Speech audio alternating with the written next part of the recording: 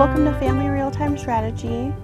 I'm Ara, and I'm here to talk to you about something that's been on mine and Jake's heart this week, just as we've had conversations with people in our life, and that is the strategy of you don't have to be perfect.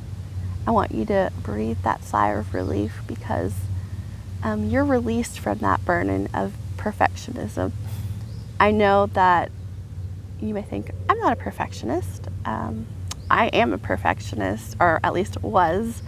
And there is this standard that we put on each other or on ourselves to be perfect. And maybe you're not that, hey, I'm Instagram perfect or Pinterest perfect, but in our minds we have these ideals that are, I'm a good mom and this makes me a bad mom. Or I'm a good parent if I do this, and this makes me a bad parent if I do that. And there's all these different things. And of course, we want to have standards for our kids, and we want to have standards for our homes and for ourselves. I think that's definitely important. One of the ways I really struggled with was the cleanliness of our home.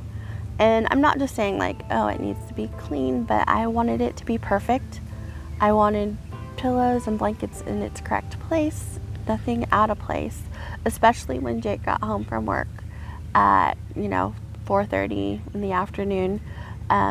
Everything would have to be perfect. Like, I would want to be like the wife that had makeup on and looked decent and not grungy, and the kids were all clean, had like good looking hair, and all the toys were put away and everything was clean.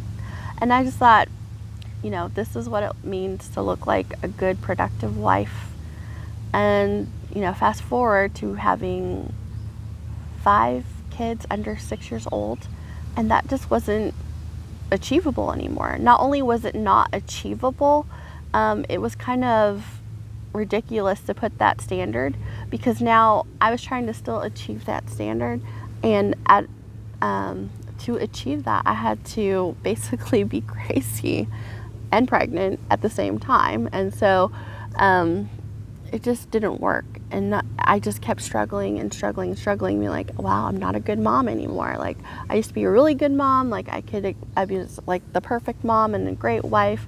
I would do all these things, and now I'm not that mom. So I'm not as good a mom.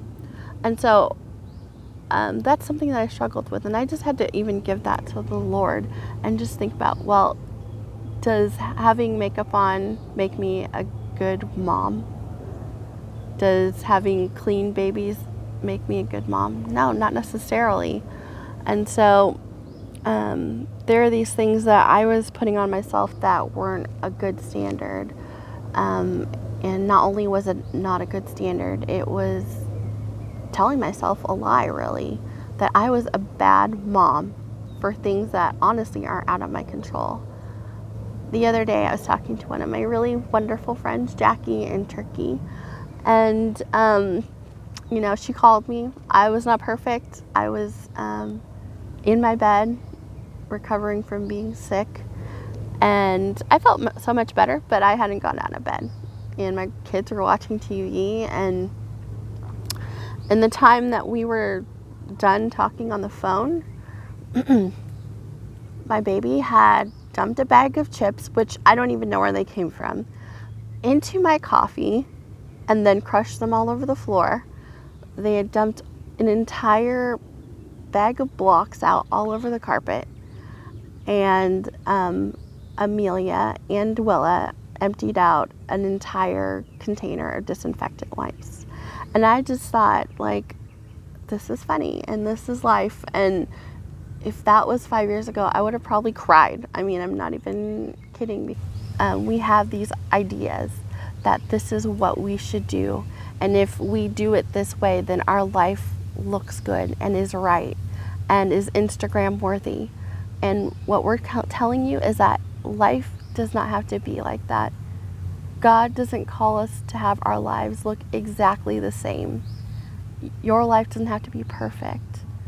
And so if you're feeling sick as, a pregnant mom and all you want to do is lay on your side and watch a show, I say do it. Let your other toddlers have the run of the house. Keep them safe, of course. And that's what I would do is we have a playroom. I would just shut the door, get out a bunch of toys, get out snacks for us, and if I needed to take a nap, because I am actually an evening sickness person, and at 3 o'clock, man, I would be so sick. I would just have a safe place for the kids to play and do things while I was sick, and that was okay. I let them make a mess. It is okay for them to make a mess. It is okay that your walls have writing on them or have scratches and dings, and we have broken things left and right. And that's okay, because those are things. We're going to do our best to take care of the stuff, but the stuff does not trump having these babies in our lives. And with the sacrifice of, written on walls, broken things, sleepless nights, crying children in the supermarket, comes a wonderful love and joy and just something that you can't even replace in your life. There's nothing like being a parent. I say it all the time, because it's just one of those things that you don't know what it is like until you become a parent. It's so powerful, and I think what a great gift God has given us to show us His love is to give us children.